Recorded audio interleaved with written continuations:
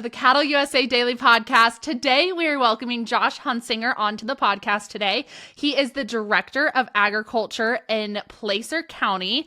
So the Director of the Department of Agriculture in Placer County, California.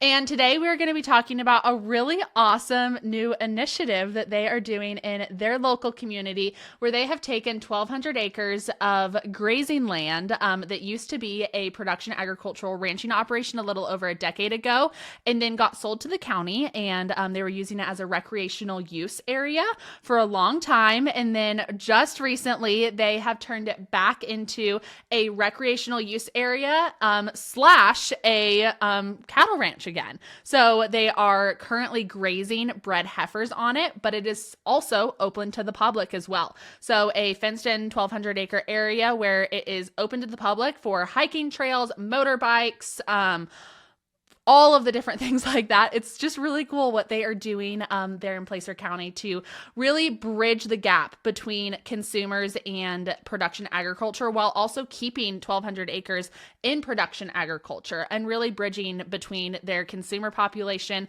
and their production population as well. This conversation with Josh is just really insightful about a different way to approach agriculture and use of land for recreational activities and things like that as well. We just have a really great conversation. And so without further ado, let's get into this conversation with Josh. All righty, Josh, welcome to the podcast. Thank you so much for being here. If you could just take it away and share a little bit about what you guys are doing in Placer County and all the things like that. Yeah, so thanks for having me on. It's a pleasure to be here. So what I wanted to talk about today is we have Hidden Falls Regional Park just outside of Auburn, California, and that is a 1,200 acre regional park with about 30 miles of trails that are multi-use trails for mountain biking, equestrian use, as well as just hikers. And it's a day use park. There's no camping or anything. But previous to being a county park, it was a working cattle ranch. And some of the feedback we heard from the agricultural community in Placer County when we turned it into a park was, gosh, you're taking 1,200 acres out of agricultural production. Alongside that, we have a big vegetation and fuels management need on the park to manage the annual grasses as well as brush for fire safety. And so we were paying a lot of money to goat grazers to come in and under contract and graze those same fuels.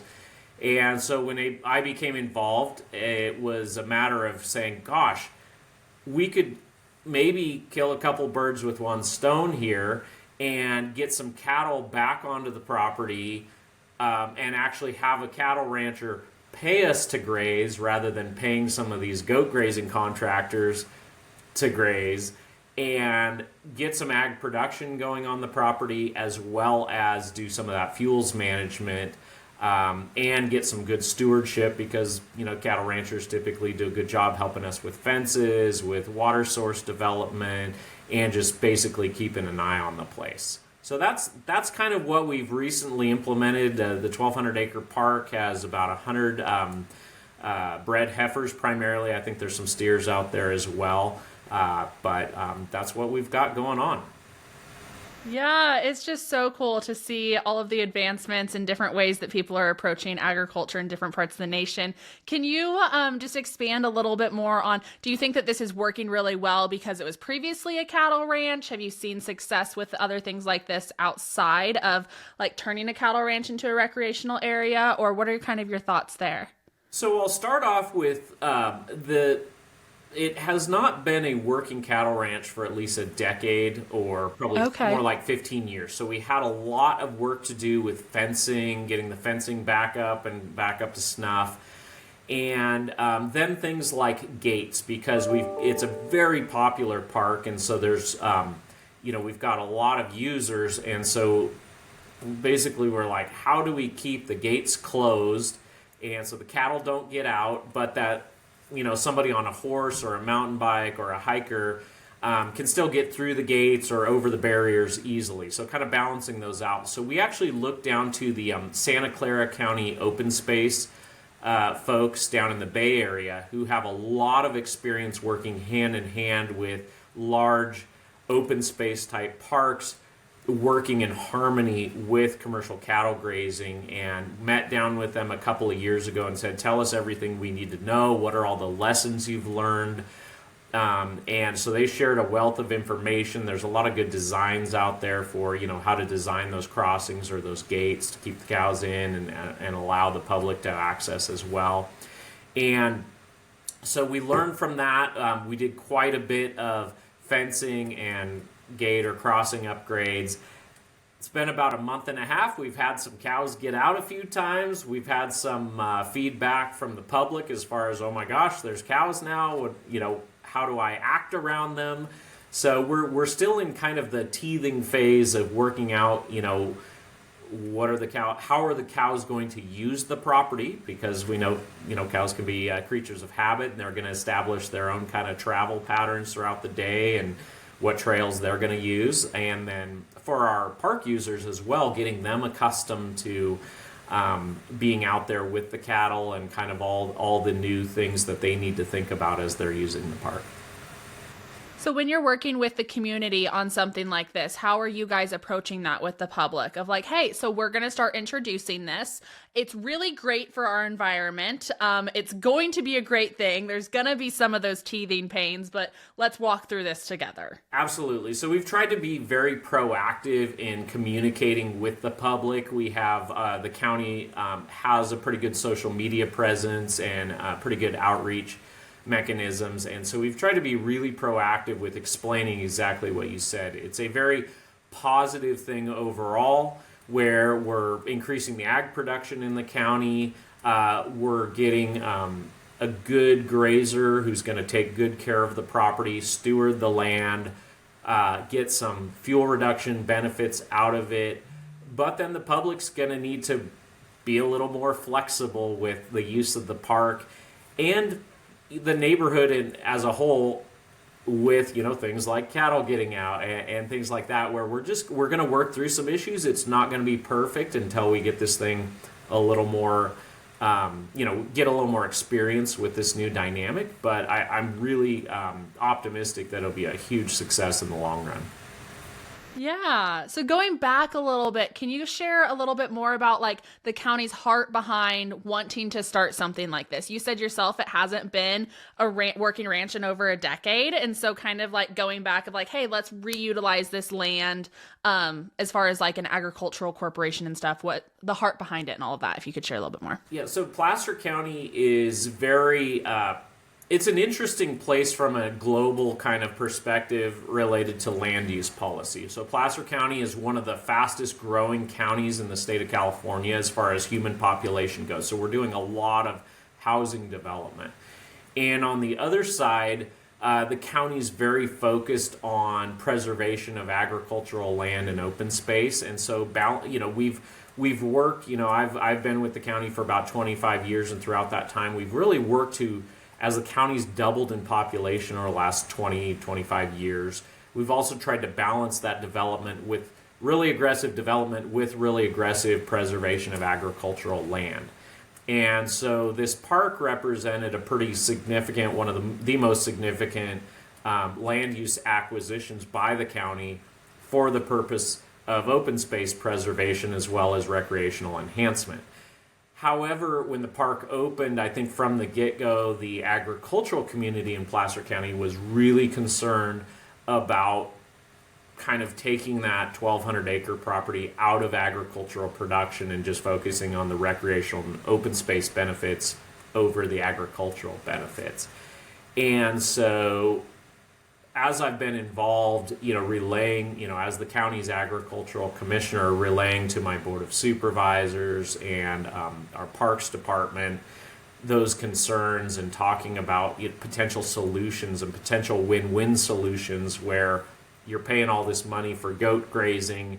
A cattle rancher would actually pay for the privilege of grazing this land and accomplishing a lot of that same mission.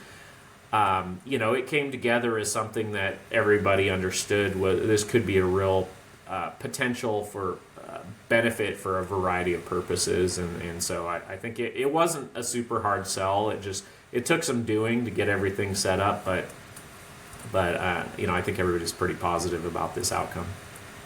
Yeah. Can you share a little bit more about, so like, obviously a big portion of wanting to graze this land is, like you said, the fire risk reduction and other things like that. Can you share a little bit more about that side of agriculture within California, maybe for people within the rest of the nation? I'm sure we all understand it, but just share a little bit more about kind of that side of it as well. Yeah, it's almost a struggle in the other direction though, because I feel like a lot of the time, at least here in my world, people recognize agriculture for every single other benefit besides food production. So, you know, agricultural lands can be really good endangered species habitat. Agricultural lands sequester carbon and are really good from a climate change standpoint. Agricultural lands are really good for providing open space and beautiful views and retaining the rural quality of life. And so I almost argue the other point where it's like, hey, but the fundamental thing and the reason farmers and ranchers do what they do is to make a living producing the nation's food supply. And so we have both sides of that, where I think the public here at least is really well educated on all the environmental benefits of farming and ranching, but sometimes lost in that is the fundamental core purpose, which is food production. And so all of those things working hand in hand, we're not just providing food production, but we're also providing, farmers and ranchers provide just a slew of environmental and quality of life benefits to our community as well. You kind of discussed earlier that you're kind of the in-between man between the agricultural community and the rest of your board of directors, other people within the county. Can you share a little bit more about that experience, especially for other farmers and ranchers out there that may be in those shoes of like, hey, I'm trying to get my point across. I don't feel like it's getting across, all of those sorts of things as a person in your shoes. Yeah, one of the things I describe my job as is being an agricultural translator. As I say, I speak both farmer and county bureaucracy. And so I speak both of those languages. I'm fluent in both of those languages. And so I've literally had times where, county staff will be, kind of perplexed as to why a farmer is, maybe frustrated or upset about something. And I'll have to literally say, hey, the reason the farmer's saying this is because this is, how it affects their world or their perspective. Or, all of these farmers are a tight-knit community, so when this one is upset, the rest of them know about it. And so that's why, even though that guy's across the county, he's aware of the same issue. So a lot of it, going towards the county is that explaining, from the farmer's perspective, how significant something is or how expensive something is that the county's asking for. And on the flip side, the county, we tend to use somewhat bureaucratic language, and we have very bureaucratic processes that, the farmer mentality is just take the resources I have, figure out how to get it done, the old duct tape and baling wire thing. And the county is exactly the opposite of that. We have official processes and official language and official ways of doing things that just don't make a lot of sense to a farmer or rancher. And so really helping those two groups to communicate well and work together is a big part of my job, and I really enjoy that. Oh, absolutely. I can totally understand how it could be both sides of the coin, provide their own challenges and own joys to your job every single day. On like kind of the working with the county side, if we have anyone listening to this or other people like in our communities that are looking at the project that you guys are doing and saying, that's really stinking cool, I want to do something similar. Can you like provide some advice, thoughts, anything like that for those individuals as well? Absolutely. So I think I was having a conversation with a number of folks in the ag industry last week, and the topic of kind of agricultural literacy came up, and just the lack of, farmers and ranchers are so darn effective and efficient at growing the nation's food supply that it takes very, very few people to do so. And the result is that 99% of our population doesn't understand what it takes to be a farmer or rancher or what's involved in that. So that conversation I was having with some other folks last week was really all about building relationships with elected officials and government officials. And if you build that relationship, you're going to be the go-to person, and being willing to be the go-to person to represent agriculture for that elected representative or that government official. And on the other hand, the elected representatives and government officials are hungry to hear the farmer's perspective. Most people are not, intentionally anti-agriculture. They just don't understand a lot of things. So if you can help, whether it's giving a tour of your farm or just being that person that they can go to when they have a question. Hey, I heard there's something going on with immigration. Is that true? And being that phone number that they can call to ask and bounce an idea off or whatever. So that's a big part of it for farmers and ranchers in today's, political and just social environment, just being a resource and being willing to put yourself out there and building those relationships. Beyond that, I think once you have those relationships, being able to look for those opportunities to say, hey, here's something you could do to take advantage of an opportunity, and then work with it. It takes work, and that's one of the hard parts about being a farmer or rancher is, in addition to trying to make a living, you got to do all this, civic and political engagement in order to survive as well, and that doesn't pay the bills, but it's super important. So working through things, I think one of the biggest things on this park we still are going to work through a little bit is, the dog issue. We allow dogs in the park. I think the interface with dogs and cattle is going to be one of the challenges we have. And so just taking that one, for example, and people love their dogs and love walking their dogs in the park. We have a leash law and we require them to be on leash, but how's that going to work when, somebody's poor dog gets chased, because they're all bred heifers. We're going to have a bunch of calves out there and a bunch of really protective mama cows, and we're going to have some interesting times when somebody lets their dog off leash and that protective mama cow, chases that dog away from the calf, for instance. So we're going to have opportunities to have some really good conversations, and that's just part of, working in the ag space in this day and age, is engaging with the public, engaging with the government, as not fun as that is sometimes.